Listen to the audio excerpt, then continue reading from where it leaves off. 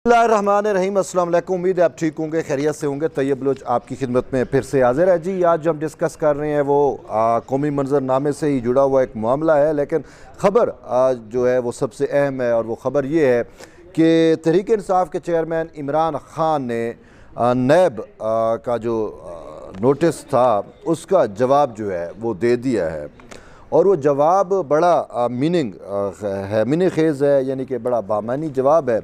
लेकिन इस जवाब में जो इमरान ख़ान से सवालात पूछे गए थे नैब ने, उन सवालात के उसने जवाब देने से जो है वो कोताही बरती है, पहलूतही की है और बरमला कहा है कि मैं इन सवालात के जवाबात जो है वो नहीं दे सकता। और साथ एक शर्त फिर से रखी है कि जी मेरे पास जो है वो नैब की इंक्वायरी रिपोर्ट नहीं है। जब तक नैब की इंक्वायरी रिपोर्ट नहीं होगी उस वक्त तक मैं जो है वो जवाब देने से कासिर हूँ, क्योंकि जो नया नैब कानून आया है उसमें ये शर्त लगा दी गई है कि आपने 3 दिन के अंदर जो ही तहकीकात मुकम्मल होती हैं 18C के तहत आपने नैब की इंक्वायरी रिपोर्ट जो है वो मुतलका जो मुल्ज़िम होता है उसको देनी है। तो इसके साथ साथ इमरान ख़ान की जानिब से जो है वो जो नैब को जवाब दिया गया है उसमें उसने वाज़ेह तौर के ऊपर कहा है कि इस्लामाबाद हाई कोर्ट ने मुझे 22 मई तक जो है वो ज़मानत दे रखी है, और जब तक मैं ज़मानत पर हूँ तो मैं लाहौर में रिहाइश पजीर हूँ। और ये मामला जो है वो यहाँ पे रावलपिंडी इस्लामाबाद में चल रहा है नैब का, तो मैं यहाँ पे पेश नहीं हो सकता। मेन यही चीज़ कि वो जो है हाई कोर्ट की ज़मानत के पीछे छुप गया है और उसको ये पता है कि जो है अदालतें उसको ज़मानतें देती रहेंगी। तो इसी वजह से उसने नैब के नोटिस को, नैब के कॉल अप नोटिस को जो है वो कोई ख़ास लिफ्ट जो है वो नहीं कराई। और साथ ये भी कहते हैं कि मेरे लिए ये मुमकिन नहीं है कि मैं तहकीकात में शामिल हूँ।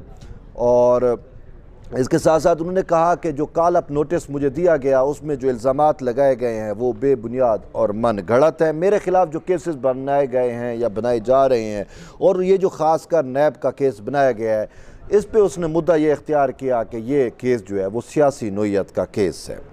और साथ वो ये कहते हैं कि इंक्वायरी के दौरान जो 2 मार्च को मुझे कॉल अप नोटिस दिया गया, उस हवाले से वो कहते हैं कि उसमें पर जो है वो मुझे इंक्वायरी रिपोर्ट जो है वो बाद में मिली। तो इंक्वायरी रिपोर्ट जो मुझे मिली तो इंक्वायरी रिपोर्ट मेरे साथ थी, ताहम मैं पुलिस हिरासत में चला गया और पुलिस लाइन या रेस्ट हाउस में जहाँ पे उसको रखा गया था कि मैं वहाँ पे रिपोर्ट्स वहीं पे छोड़ आया हूँ। मेरी जो शेविंग किट और बाकी सामान भी वहाँ पे मौजूद था।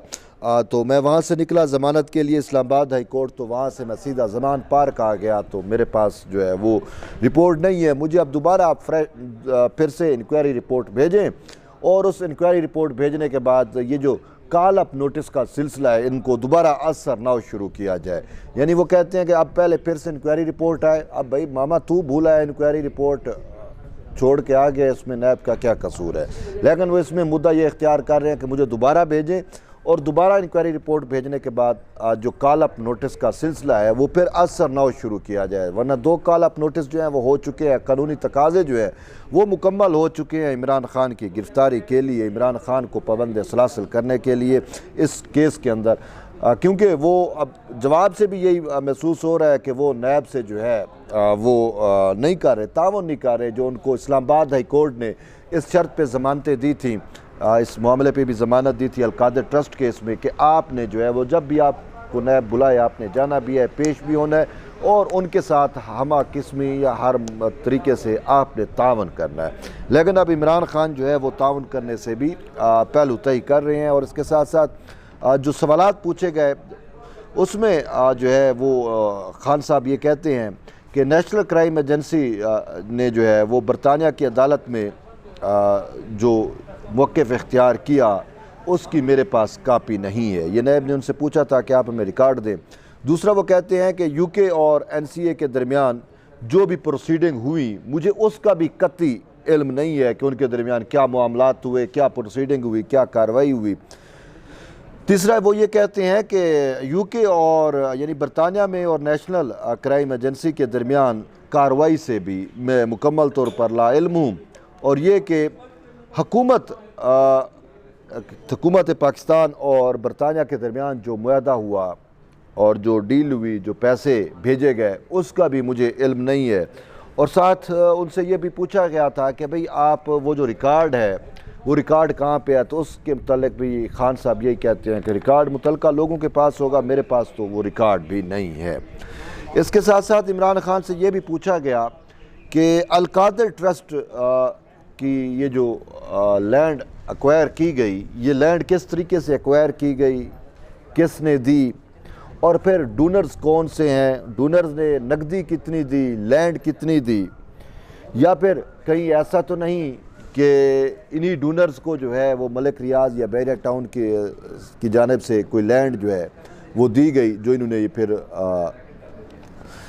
अल-कादर ट्रस्ट को दी। तो ये इमरान खान साहब जो अल-कादर ट्रस्ट की बहुत ज़्यादा तशहीर भी करते रहे हैं, अब कहते हैं कि मुझे भी इसका भी इल्म नहीं है। अगर आपने पूछना है तो वो जो मुतल्लिका अल-कादर ट्रस्ट का ऑफिसर है, अकाउंट ऑफिसर, वही आपको इन्फॉर्मेशन दे सकता है। मुझे इस हवाले से कोई इल्म नहीं है, आप उससे जाके जो है वो पूछ सकते हैं। और इसके साथ साथ सबसे मेन चीज़ जो है वो ये है कि खान साहब आप कहते हैं कि मुझे ये जो नैब तरामीमी कानून बना, जो नैब ये PDM की हुकूमत ने बनाया, इसके तहत जो है वो मुझे फ़ायदा और फेवर दी जाए। ये कितनी जो है वो मुज़ाहिका खेज़ बात है कि इमरान खान साहब जो है वो उसने इस नैब कवानीन जिसके तहत अब ये फेवर चाहता है मुझे फ़ायदा मिले, इसको उसने चैलेंज कर रखा है इसी सुप्रीम कोर्ट में। ठीक है, 46 से ज़्यादा समातें इस मामले पर हो चुकी हैं और बार बार खान साहब का या उसके वकला का एक मौक़िफ़ जो है वो ये रहा कि ये जो तरामीम हुई हैं ये गैर शरई तरामीम है, ये बुनियादी इंसानी हकूक़ के ख़िलाफ़ है, और ये शरी जो है ये जो है तरामीम हुई है इससे हौसला अफजाई होगी बदनुनवानी की, करप्शन की, और ये कि ये आइन के भी बुनियादी ढांचे के ख़िलाफ़ है। उनके वकील जो है वो, अगरचे ये अलग बात है कि उनके वकील ख़ुद ये साबित नहीं कर सके कि ये तरामीम किस तौर पर या किस तरीके से गैर शरई हैं या किस तरीके से बुनियादी इंसानी हकूक़ के ख़िलाफ़ है। अताम उनका एक मौक़िफ़ जो है वो आपके सामने रहा। पूरी 26 समातों में इमरान खान का वकील ये साबित करता रहा कि ये गैर शरई भी है, बुनियादी इंसानी हकूक़ के भी ख़िलाफ़ है। लेकिन अब जब इसकी अपनी जान पे आके बनी, अब जब अल-कादर ट्रस्ट में नैब का मुकदमा इस पर रजिस्टर्ड हुआ या बना और इसके ख़िलाफ़ तहकीकात हो रही हैं, इसको गिरफ़्तार भी किया गया, जिसको अपना बंदियाल ने वो घड़ियाल रिवर्स करके इसको फेवर देने की भी हर मुमकिन कोशिश की, लेकिन शायद बंदियाल को भी ये पता नहीं है कि वक्त बंदियाल की जागीर नहीं है, वक्त तैयब बलोच की भी जागीर नहीं है, वक्त किसी की भी जागीर नहीं है। बंदियाल चाह के भी वो मामले को रिवर्स नहीं कर सकता।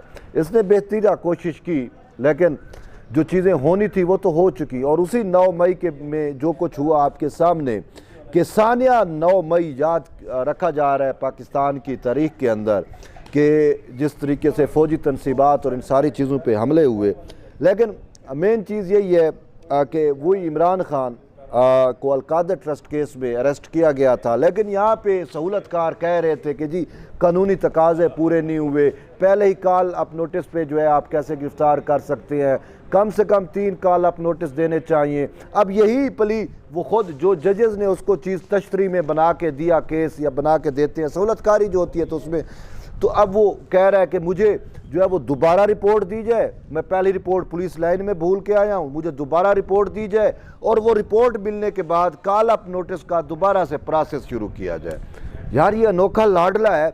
बात ये है कि भाई तू भूल के आया है रिपोर्ट, इसमें कसूर तो नहीं है, ना नैब का है ना उन इदारों का है, और फिर वो कैसे जब 2 कॉल अप नोटिस हो चुके हैं और उसका जवाब देना आप गवारा नहीं करते, तो अब फिर से आपको दोबारा कॉल अप नोटिस क्यों दिए जाएँ भाई?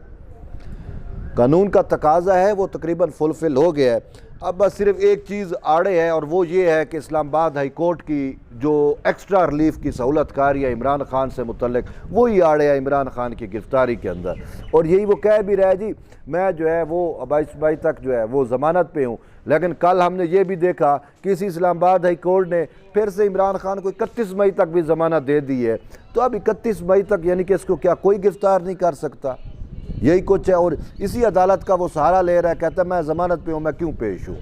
तो बहरहाल अब ये नैब को भी देखना चाहिए और इसकी मुनाफ़कत भी आपके सामने आ चुकी है कि जिस कानून को इसने इधर चैलेंज किया हुआ है अवाम को बेवकूफ़ बनाया हुआ है, इन ईमानदार जजेस को भी बेवकूफ़ बनाया हुआ है। अब कहता है मुझे उसके तहत जो है वो फेवर दी जाए।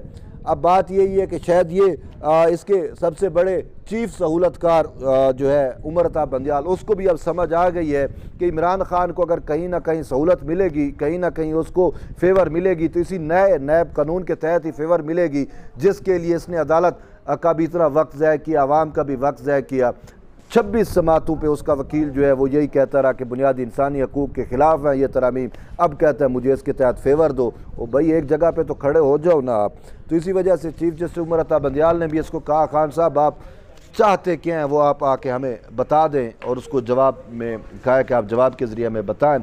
तो बहरहाल अब नैब वाला मामला जो है वो इंतहाई संगीन भी है, संजीदा भी है, और इसमें साबित भी हो चुका है कि इमरान खान ने किस तरीके से जो है वो बहुत बड़े पैमाने पे अल-कादिर ट्रस्ट के नाम के ऊपर जो है वो माल गबन किया है। 60 अरब रुपए का जो है वो बरह रास्त गबन जो है वो इमरान खान पे साबित हो रहा है। तो अब उसी चीज़ की इन्वेस्टिगेशन हो रही है, और इन्वेस्टिगेशन में जो उससे सवालात पूछे जा रहे हैं वो हाथ खड़े कर देता है। किस चीज़ का भी मुझे नहीं पता, मुझे नेशनल क्राइम एजेंसी और बरतानवी अदालतों में जो प्रोसीडिंग्स होती रही, जो कुछ होता रहा मुझे नहीं पता। मैं इससे ला इल्म हूँ, ला गर्ज हूँ, मुतलका लोगों से आप पूछ सकते हैं। इवन इस अल-कादिर ट्रस्ट का भी कहता है कि मुझे उसके रिकॉर्ड का नहीं पता, मुझे नहीं पता उसके डोनर्स कौन है, मुझे ये नहीं पता कि वो ज़मीन भी जो है वो किसने दी, किस तरीके से दी गई। तो बहरहाल अब ये चीज़ें मज़ीद तय होंगी, और ये नैब जाने और इमरान जाने कि किस तरीके से वो इन मामलात को आगे बढ़ाते हैं। तो बहरहाल इस हवाले से जब मज़ीद कोई चीज़ें मिचोर होती हैं तो हम आप तक पहुँचाएँगे। लेकिन एक चीज़ तो तय है कि इमरान खान की चोरी जो है, डकैती, गबन, वो जो है पकड़ा गया है। लेकिन अब ये कब तक भागता रहेगा और कब तक अदालतें इसकी सहूलतकारी करती रहेंगी। दरअसल बात यह है कि यही अदालतें, यही सहूलतकार जो हैं वो अवामी ट्रायल पर हैं। ये ट्रायल इमरान खान का नहीं चल रहा, ट्रायल इन्हीं जजेस का, इन्हीं अदालतों का चल रहा है। और उस ट्रायल का नतीजा आपने देखा भी सही कि जो PDM का धरना था, ये सारा कुछ इन्हीं अदलिया के ख़िलाफ़ या चीफ जस्टिस या और ईमानदार जजेस के ख़िलाफ़ था। आज तक पहले तो किसी चीफ जस्टिस के ख़िलाफ़ इतना बड़ा मुजाहरा नहीं हुआ, और उसके सामने खड़े होकर उससे इस्तीफ़े नहीं मांगे गए जिस तरीके से बंदियाल से मांगे गए थे। बहरहाल जुड़े रहिए तैयब बलोच के साथ, मिलते हैं फिर एक नई वीडियो में। तब तक इजाज़त दें, अल्लाह हाफ़िज़।